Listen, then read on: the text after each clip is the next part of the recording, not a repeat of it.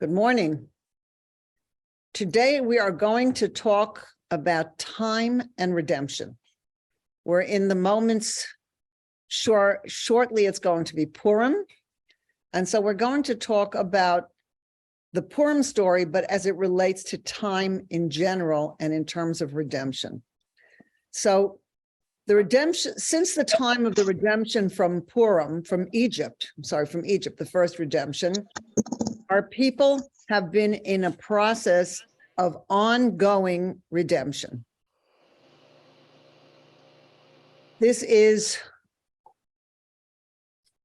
So what does this mean? We were taken out of Egypt, then our people went to Mount Sinai where we received the Torah. We were brought further, we built the tabernacle, we went through the desert to Israel. Then King David began and his son, King Solomon, completed and actually built the first temple, which after a few hundred years was destroyed by the Babylonians. And approximately 70 years after that destruction, that's when the Purim story takes place. Then the second temple was built after this time and then destroyed by the Romans in 70 CE. And we are now in the process of the Roman exile.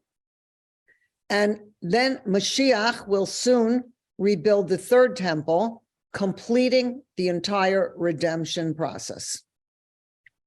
So the Rambam tells us that it is essential that each of us waits for the Mashiach, expecting his arrival at any moment.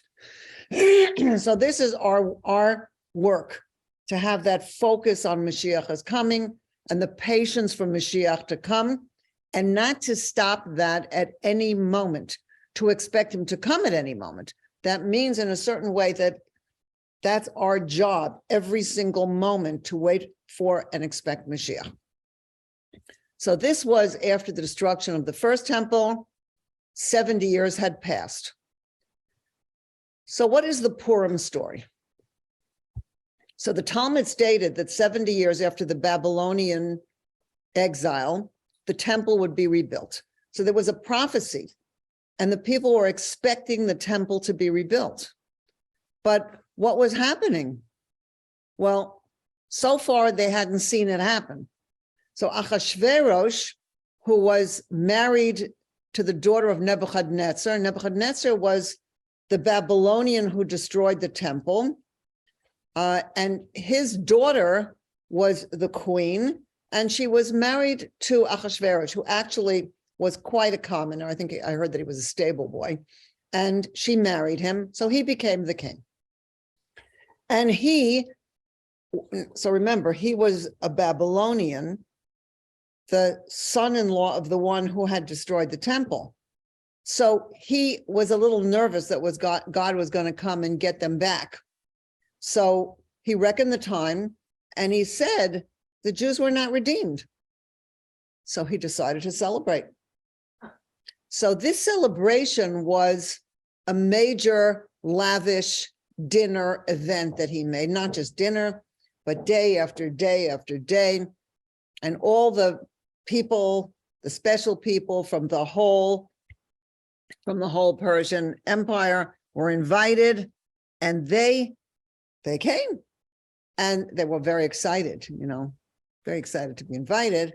But the problem was that he took out the ransacked utensils from the Beit HaMikdash, the holy vessels, put them on the tables to be used. In other words, he was showing off that he won and God forbid, lost. And that's what he was saying. You think you're going to get it back? Forget about it. It's not happening. And the dinner was given based on this reckoning that the rebuilding of the second temple, the time had come and the time had gone. So what was the sin that brought about the great danger to the Jews at this time? The Jews could eat kosher food. He was so rich and so lavish that he gave people the kind of food that they liked. He didn't expect people to come and eat sweet food if their nation liked sour food or bitter foods. So he kept making the way people would like it. So the Jews could eat kosher food, but the problem, and this is what it says, what the sages say, is they took pleasure in the feast of that wicked man. In other words, they were happy to be invited by Achashverosh. What did that mean?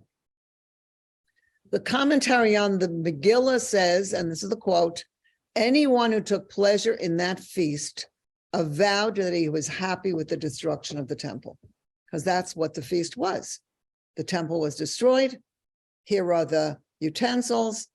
He was happy. Achashverosh was happy. And whoever was happy with this meal was basically saying they were also happy. Uh-oh. So instead of waiting for the prophesied rebuilding of the temple, as we say in waiting for Mashiach, even if I have to wait, I will believe, these people gave up. And what does it mean they gave up? Instead of believing that it's God who protects us, the people thought that they were safe in the society around them. So they separated themselves from God and put their faith in the society. In other words, they thought, look, Achashverosh likes us. He's inviting us to the big dinner. So we're safe. So in a certain way, they were thinking, what do we need God for if Achashverosh is taking care of us? So they, in a certain sense, they were actually against God in that time and against the redemption of the Jews. That was the sin. They stopped believing that they were protected by God. And that indifference led to their being separated from God. And this is something understandable, not something we have never seen. The Jews in Berlin in 1939 thought they were completely safe. And they weren't thinking about God. They were thinking how safe they were in such a civilized society. That's not how it was. And this sin caused Haman, who was an Amalekite, an enemy of the Jews, to get Achashverosh to agree to destroy the entire Jewish people, God forbid, in Persia.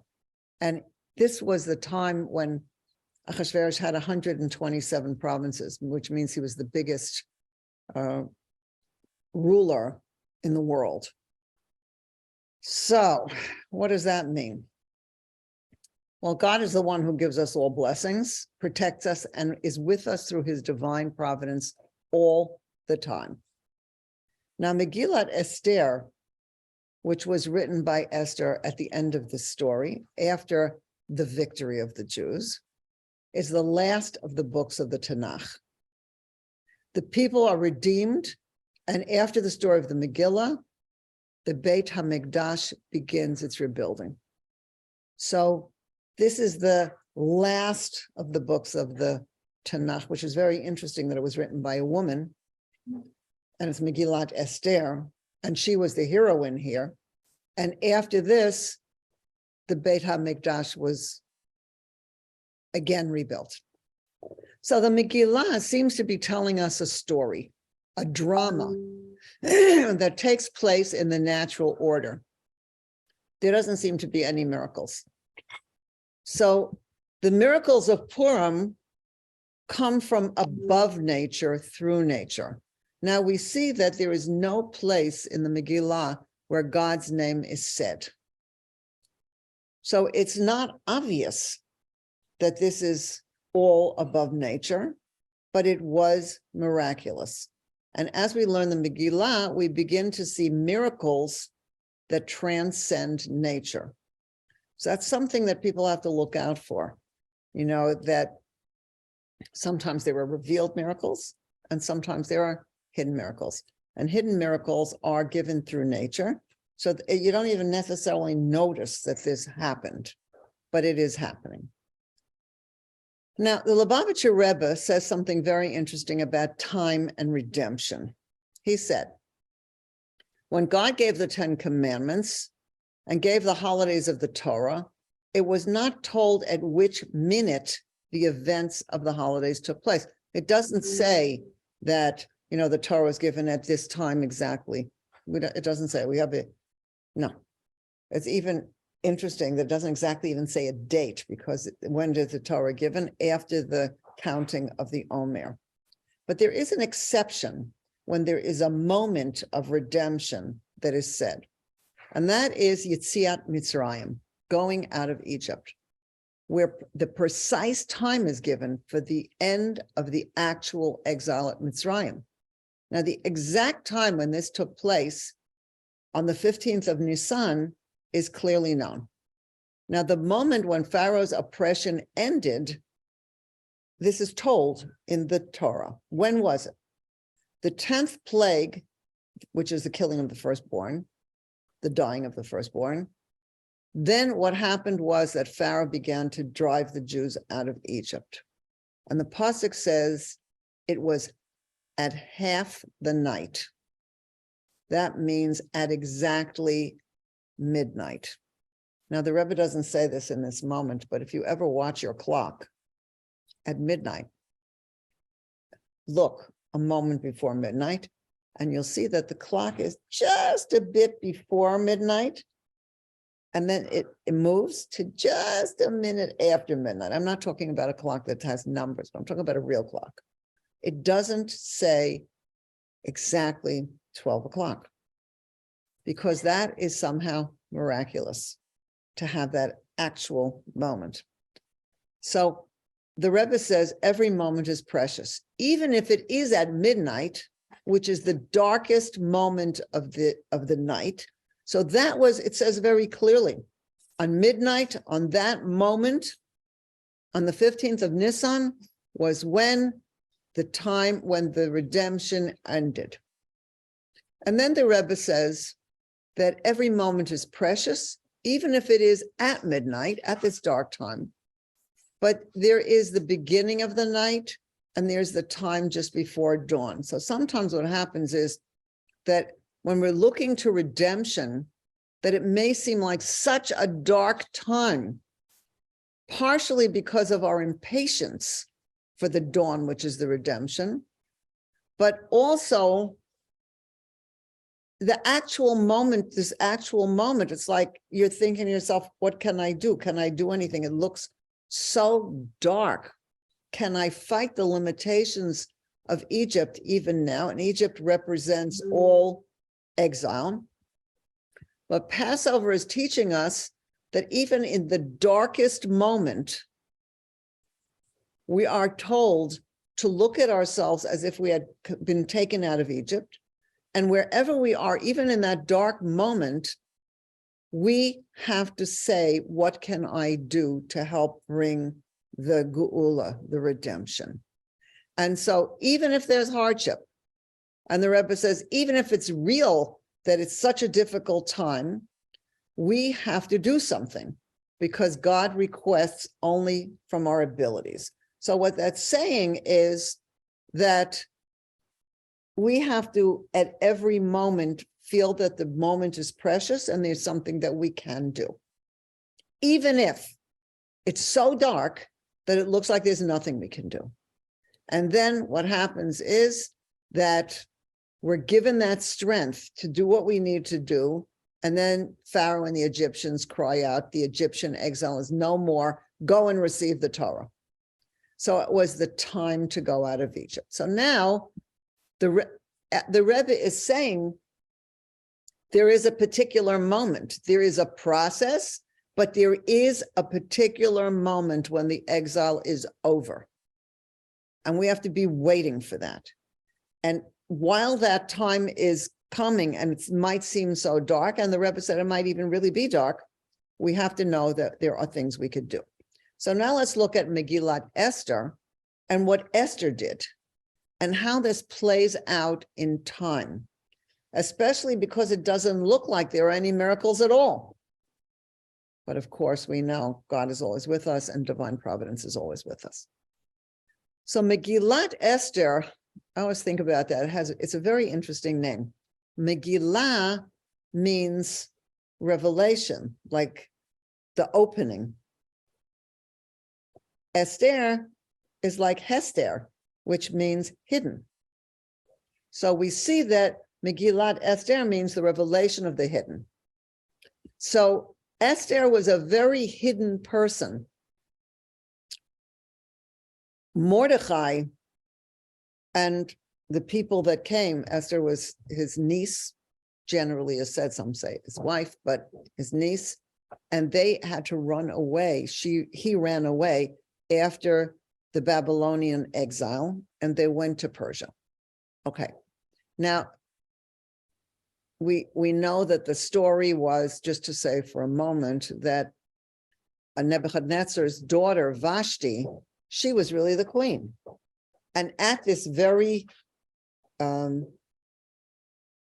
dinner that we spoke about, Achashverosh was drunk. There was a lot of drinking. This was not a very elegant kind of, this was not a very holy, this was not holy, this was crude. And so he was talking, they were all talking about women, which woman is beautiful, more women, which province has more beautiful women. And then he said, I'm going to show you what's beautiful. I'm going to tell my queen to come out. And he tells her to come out only wearing her crown. And she said, no. And Haman says she should be killed. And because it makes them look bad and all of this. Okay, the bottom line was Ahasuerus was drunk and he was easily swayed and he had her killed that night. And when he woke up, it was like, oh my gosh, his queen was gone. What did he do? And then he makes a beauty contest. And what happens in this beauty contest? He is looking for a new queen. And this queen is going to come out of this beauty contest event. And they were just pulling people off the street. And Ahasuerus was going to be with each of these women, and he would decide for himself which one he liked the best.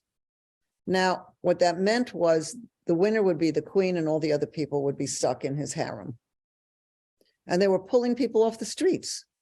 Now, some people wanted, maybe they would be the queen, but certainly not Esther.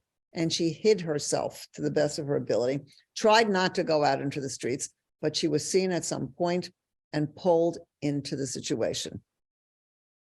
Of course, she couldn't understand. This is not what she wanted. This is not what she wanted at all. But she worked on herself to keep her faith and understand that if this was where God had placed her, there was a reason. There's always a reason wherever we are, whatever the situation, that we are there. Now, her uncle Mordechai had raised her, and Mordechai insisted that she should not reveal her nationality. And she became the queen. Part of what Ahasuerus liked about her was her humility. She wasn't putting on affectation. She didn't even want makeup. She just wanted to be herself. This is the last thing she wanted, but Ahasuerus somehow saw her true beauty and she became the queen. When Mordechai heard that what happened shortly after this was that Haman had convinced Ahasuerus to allow the Amalekites to attack the Jews. And Mordechai understood that God was repaying the people for their sin of not being so interested in God, but being interested in feeling accepted by the people around them. And Mordechai knew that that was a sin. And they were in big trouble because the king had signed that all the enemies could attack the Jewish people on a certain date. And that was it. That's in Adar this month. And Mordechai told Esther that she has to go to the king. She has to do something. She has to do something. Now, we were just talking about how the Rebbe said that sometimes it's such a dark time and it looks like there's nothing you could do about it. The papers were already signed. And as we find later, the king doesn't change his mind. So the papers were signed and that was that. And Mordechai said, go to the king and do something. You have to change the situation. She had no idea what to do. But one thing is for sure, she didn't want to do it. One reason was because there was a law that unless you If you had not been called to the king in 30 days, you couldn't just go. He had to call you. Okay, so she said no, and she didn't want to do it. But Mordechai said, and this line, whenever it's said in the Megillah, I always feel very drawn to this line. Mordechai says to her, and who knows, perhaps the monarchy came your way precisely for this moment. Again, time. That we are placed somewhere for a reason. And so when she is told, maybe this whole thing, you didn't want to be here, but you're here. And maybe God put you here for this moment. And then she realized that divine providence had put her there. And it awakened her will to accomplish her purpose. And here she had to live with the times and see why God had brought her here and how she could fulfill her mission. So you have to understand, she has no idea what to do, no idea how she's going to accomplish this. And I find this fascinating, how Esther handles this. What's to handle? She doesn't know what to do at all. So once she accepted that, yes, she must be there for a reason, and it must be this reason, even though she had no idea what to do, she took charge. Mordechai became the support, and Esther became the leader, which is very interesting. And one of the reasons is called Megillat Esther, and not Megillat Mordechai or Megillat Mordechai and Esther. It's Megillat Esther. She's the one that took charge over here. And there's a major lesson in this on a number of levels. So what she did was, because Mordechai had told her it was the dinner that was the sin. And because of that, unless they do tshuva, there's no hope. But he didn't know what to do either. And what she did was she told everyone to fast for 3 days and that she would do this herself. So now the whole Jewish people realized what they had done, and they decided they must do tshuva. And now Esther was the leader, and they all fasted for 3 days. She prayed and got herself ready to go to King Ahasuerus, something she did not want to do. Now, remember, the Rebbe said, even in a time when it seems like there's nothing you can do, you have to do what you can do. But she didn't know how she would know what to do. So she prayed and readied herself. And what she had to do, the challenge, and this is often the challenge when someone is trying to decide what to do in a difficult situation, is to live with paradox. Paradox means there's two opposite sides, and both are true. You have to accomplish this, but you don't want to anger that person. And you have to figure out how you're going to work with both situations. And so what was she to do? So she's living with paradox. So one part of the paradox, which means two sides of it, was that she had to surrender her will, which means it's not about me. And if this is what I have to do, I'm going to do it. At the same time, she has to assert her will. She takes charge and she says, tell everybody we're all fasting for 3 days. So she surrenders her will and said, what can I do? I'll do whatever you want. And then she takes charge and says, this is what we're going to do. She's also praying for success and acceptance. And she's asking God that we should be victorious. There should be light and acceptance, and we should be victorious. And at the same time, she recognizes that Hashem, God, might have a different fate in mind, and she might not succeed. And going to Ahasuerus, she realizes is dangerous because we see that he's not rational, that's for sure. And she says, if I perish, I perish. So she's praying for acceptance and success, but she has to accept that God might want something different. And she works with those two things. Then what she does is she listens into her authenticity. What can I do? What seems right to me? And she's also listening up in the hopes of finding Ruach HaKodesh, finding a place where God guides her to know what to do. She's also, her mission is to find grace in Achashverosh's eyes, but she doesn't want to initiate connection with him. So how can she live with both of these? Now, you have to understand that she didn't have prophetic guidance. This is one of the places we see that there is no miracle in this. She really didn't know what to do. God didn't say, do this. She had to figure it out herself. So step by step, one of the things we see is that in a paradoxical state, you look at both sides and you try to figure out the third place where you could go forward, where you work with both of them and try to go forward and figure out where you can go forward. Step by step, she was trying to see where her heart would move her. Would she go into the king's private sanctum, as Mordechai said? After 3 days of fasting, she would. If everyone fasted for 3 days, she was willing to do this.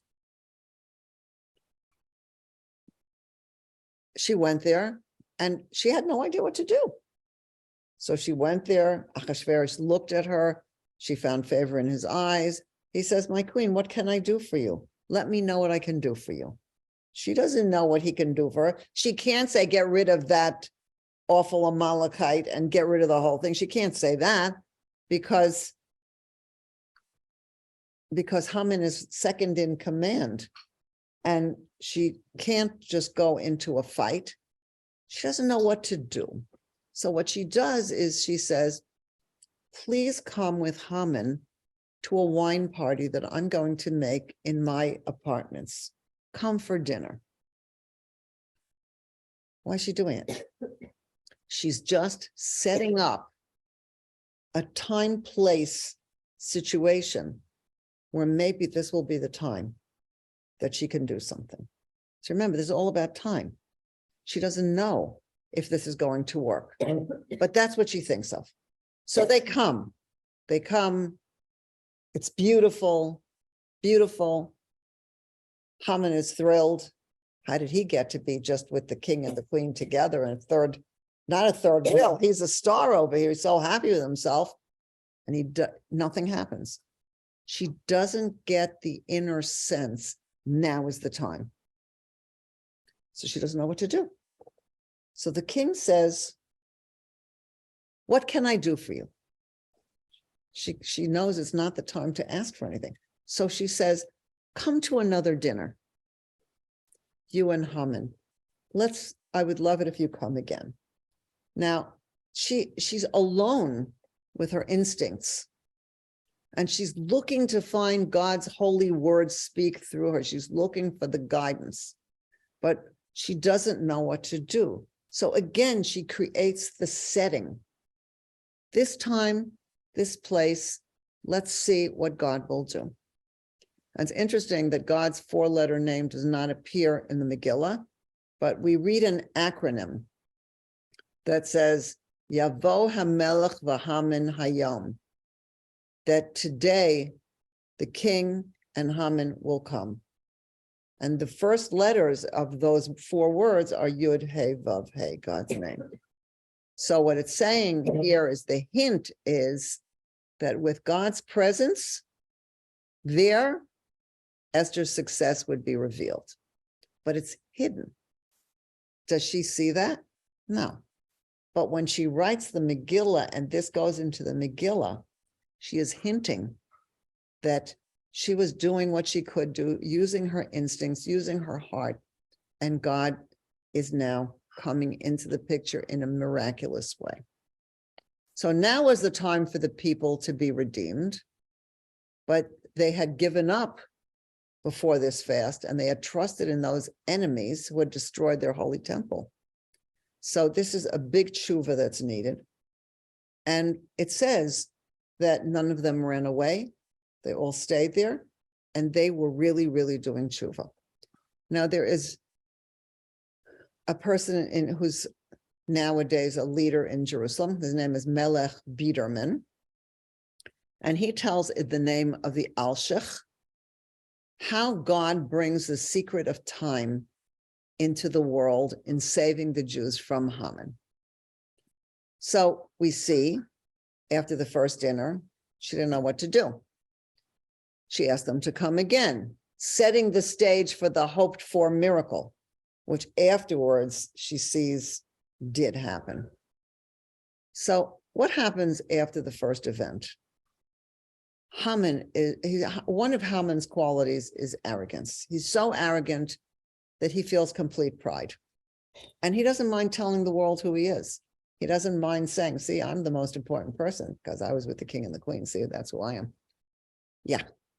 Now, what tells right after that happened was that Ahasuerus woke up one night and he couldn't sleep. And this is the most powerful part of the miracle. It says, B'layla hahu, in that night. So doesn't that remind us of the moment of going out of Egypt? That in that moment, Pharaoh and his people came running and said, get out, get out. Now, they didn't actually run out. They waited till the day because they were finishing their meal and doing what they were doing. But at that moment, in the night, came this where everything turned around. And so Ahasuerus couldn't sleep. And he asked, there are different commentaries on this. One says that whenever it says the king, Ahasuerus the king, it means God, that God was awake to the Jewish people, not sleeping. Another meaning was that Ahasuerus was getting nervous. Like, why is Esther inviting Haman along for this? It should be just me and my wife. Who brought him into this? And that he was getting a little scared that maybe Haman and his wife were plotting against him. These kind of things were happening there. And actually, at the beginning of the story, it says that Mordechai had discovered that there were two people, Bigdan and Teresh, who were actually plotting against the king, and he discovered it and saved the king's life. So what happened was that Ahasuerus asked the chamberlain to bring the annals of the history of the kingdom. So he figured that would calm him down and he would fall asleep. So he opened to a page that said that Mordechai had saved his life, just as we were saying. And Ahasuerus asked if Mordechai had been rewarded. And the answer was no. And Ahasuerus then asked his chamberlain who is in the courtyard. Now, this is very important. At exactly the moment that he was needed for God's purpose, not a moment too early or too late, Haman came to the outer chamber of Ahasuerus. So this is all about time. And Ahasuerus was asking, why did Haman come? It was the middle of the night. Why did he come to stand outside in the courtyard? So he should be there immediately, first person when the king wakes up, so that he could talk to the king before anybody else does. Why did he do this? Because Haman had built a gallows to hang Mordechai on the gallows. He had already built it, and he arrived that night after when did he arrive? After Ahasuerus was talking to the chamberlain about Mordechai. Was Mordechai rewarded? No. Oh, okay. We have to do something about this. Who's outside? At that moment, Haman arrived. If Haman would have arrived one moment earlier, he would have heard that the person that Ahasuerus wanted to reward was Mordechai, but he didn't hear that. If he would have heard it, he would have either quietly slipped out, now's not the time, I don't want to be any part of this, or he would not have suggested the great rewards that he did suggest. If he had come a minute later, then there would have been other people there. And somebody else would have been brought to the king and suggested something minor because, that person wouldn't have in his mind what Haman had, and he would have been the person who would have done it. So it was exactly the time when God decided to turn the whole situation around. This is one of the words in the Megillah is v'nahafohu, and everything was turned around. And we also have to see that this is how God does things, that time belongs to God. Everything belongs to God. That's all there is. And it looks like it's heading in that direction, a situation that it looks like there's nothing you could do about it. In that moment, God changes it completely. B'layla hahu, in that moment. In that moment, everything changes. So, but it was Haman, and Haman was there, and God makes his plans in his time. And when Ahasuerus asked his chamberlain to bring Haman in, Ahasuerus asked Haman what reward should be given to the person a king truly wants to order. Now, in Haman's arrogance, he immediately thought that the king was referring to him, because there's nobody but him. That's how he thinks. Certain way he thinks he's God. So he described all of this, that person, and he's thinking that it's himself, should be given the king's clothing and the king's horse and the king's hat, and he should be riding on a horse, and somebody should be leading him through town and say, this is how the person that the king wants to honor is rewarded, and go through town. And this is the person, he has to say it again and again as he's going forward in the city. And so he gives exactly the description of what he thinks he should be honored with. And in that moment, Ahasuerus tells Haman, find Mordechai and do all this for him. And then the story turns around. Haman has to honor Mordechai. He has to place him on the king's horse, wearing the garments of the king. He has to go through the city, crying out. And suddenly this is Haman who's leading Mordechai and saying, this is how the king does when he wants to honor someone. His daughter sees him from an apartment upstairs, assuming it's her father on the horse, and Mordechai leading him. She throws the content of her chamber pot upon him. We'll not describe what a chamber pot is, but it's... So he gets filthy, smelly, goes home and feels disgraced. And his wife was also an Amalekite, tells him, well, if Mordechai is above, he will remain above, and you will now be below. And now suddenly it's like everything changed, and he doesn't know what to do. But now it's time for the second event, the second dinner with the queen and the king, and he's not there. And so the king's people go and say, come on, you're late. Come, let's go. Again, time. And they get him. And now he comes to the queen's apartment, where the entire situation shifts. Because of that, B'layla hahu, the king is awake. And then Haman is the one who now is leading Mordechai on the horse. We see that everything is turning around. Now, you could see that this is miraculous. Now, Esther doesn't know that this is miraculous at that moment. She doesn't know what she's going to do. Still doesn't know what she's going to do.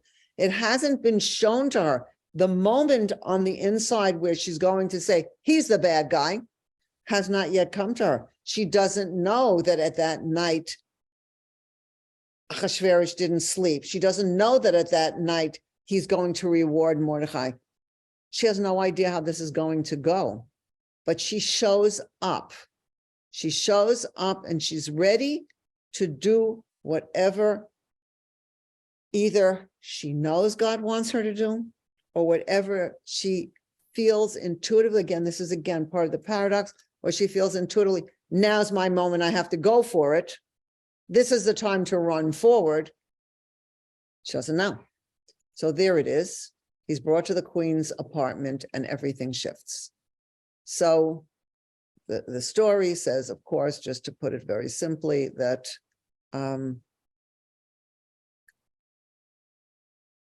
Ahasuerus says, something's bothering you. What is bothering you? What's going on? And she says, there's a person who wants to kill my whole people, and I wouldn't bother you. I know that it's financially, I wouldn't, and she gives him some kind of explanation why she's disturbing him with this. And she says, and it's my people. And the king says, who would do such a thing? Because he understands that Esther is such a high person, such a refined person. And that is the moment. And she points to Haman and says, him, Haman, he's the one. And Achashverosh is stunned. I remember they've been drinking, so he's always drunk, So he's shocked and he doesn't know what to do. And he goes outside to the terrace to get himself calm. And of course, Haman's also drunk. And he comes over to the queen to beg her, don't say anything more. And he falls on top of her, again, divine providence. And the king comes back and sees Haman's laying on top of his wife when he's right there. And somebody says, there's a gallows outside, and Haman was going to hang Mordechai on the gallows. How about? And he says, take him out and hang him on the gallows. So Haman is hung on the gallows. And now Esther sees that she's in charge and she has the moment, and then she and Mordechai have conversations with the king about what to do. So what we see is that when the time comes for redemption, it's clear.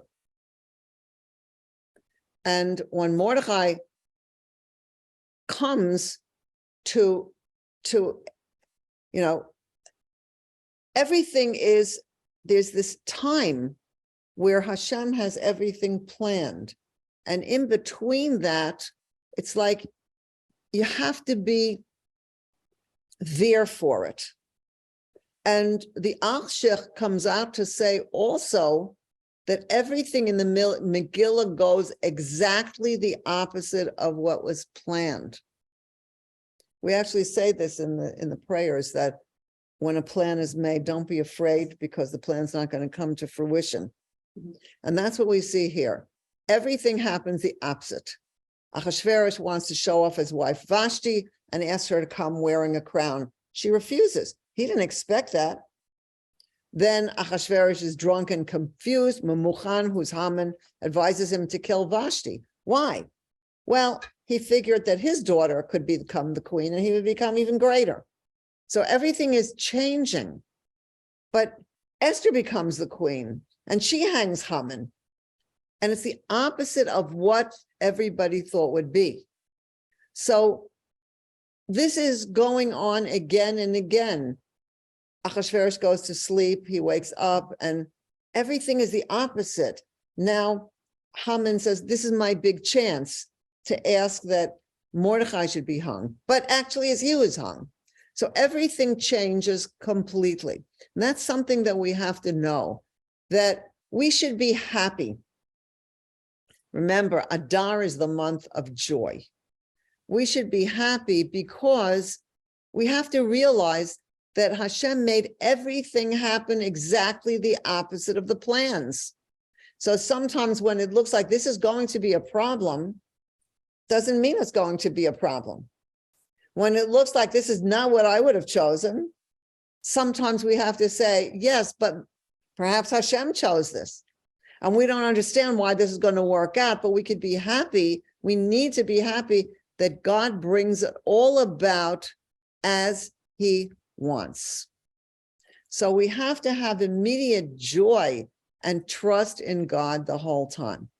So our Purim joy includes, what are the mitzvot? Reading Megillat Esther once in the evening and once again in the morning or during the day. Giving money gifts to two people so that they also could enjoy the celebration. Giving at least two kinds of food to one person. That's a beautiful mishloach manot to people, sending them gifts. And making a dinner where people drink ad delo yada. Let me just talk about that a little bit. Nobody has to get drunk if you don't want to. Don't worry about that. But what does it mean to, it actually says not to, it doesn't say to drink, it says to get spiced. which means to get yourself up to a place that's ad lo yada. What does that mean? Until you don't know. What is know? Knowing is the level of the mind. I focus on something I know. I just saw her in the street. I know it's her. I haven't seen her in years. I know it's her. I focused on her. I know it's her. My mind, my sight, I get it. It's her. But what does it mean to go beyond knowing? So beyond knowing, first of all, we see that it's beyond logic. It's beyond plans. It's beyond knowing who is who, even though we know that we need to know who is who. And here we see how God changed all the plans and the situation changed. So what does it mean, ad lo yada? It means to go to the highest level of godliness that is above knowing in any way, where it says that even in a certain way, God doesn't know himself, which means that God is on the level where he just is. And that we on Purim go to that level of being in God. And this is the highest of the high. Actually, we do this also on Yom Kippur. And people say, one of the commentaries says, Yom HaKippurim, that it's like Purim. But they say that Purim is even higher than Yom Kippur, because on Yom Kippur, we have to get very spiritual. We wear white clothes, we fast. It's a day of going up to that holiness, but we also live this holiness on Purim, but right down here. We eat, we drink, we get together with friends, we're having a good time. People are going back and forth, giving each other food gifts. People are coming to the door asking for money because they need it. And that's a time you don't think about how much money, you just give money to whoever you give money to. Actually, you can decide in advance 2 places that you want to give more money to because this is your specific mitzvah, but everything is completely beyond. And we see that the beyond is also here, that God, the essence of God, God is here also. And that's what brings us joy. And it brings a joy that's beyond our sense of understanding. It's the deepest joy beyond anything we can understand. And that comes down into pure joy here. So people are worried, this is not going to happen. How do I know that's going to happen? How do I know this? Forget about it. God has the moment planned. You just do your part and keep going forward and just have joy because God's got it all together. So one more thing that I want to say to complete this on the level of time and what it has to do with Megillah. So we read Megillat Esther both in the evening and the daytime of Purim. It says you have to hear every word. If you come in at the 5th word, doesn't count. You have to find another person to read it for you or another time to read it. You have to hear the whole thing. But another thing that it says is that we're not allowed to read the Megillah backwards. Now that sounds a little strange. You know, there are certain people that can read things backwards. You know, you read one letter at a time backwards. Doesn't mean that. What does it mean? That we can't read it like a story that happened in the past. This is about time. We can't read it like something that already happened. This is real. This whole story, what is going on right here, is now. This is part of the redemption story now. And if you look at different parts of what we spoke about, you could see this is happening right now. There are people who gave up on the coming of Mashiach, even though it's happening. And there are people that say, I don't know what to do. How do I know what to do? And there is going with the paradox of what can I do? I have a moment where I can be God's shliach. I can say, I have a moment when I could do something. Let me do this something. Maybe it'll work. In other words, we're not looking at it like once upon a time, there was a Queen Esther. No, not allowed to read it like that. So we have to read it like something that is happening both in the present and also that these miracles of Purim are bringing the future redemption into the present. That when we are in Purim and we are reading the Megillah and whatever we're doing in the whole day, which the whole day is a mitzvah, we're bringing the future into the present. So we are living with redemption and living in the time of redemption. And may it be immediately, soon. And may the redemption come with revealed blessings and b'chesed v'rachamim, with God's kindness and mercy. So may each of us be blessed.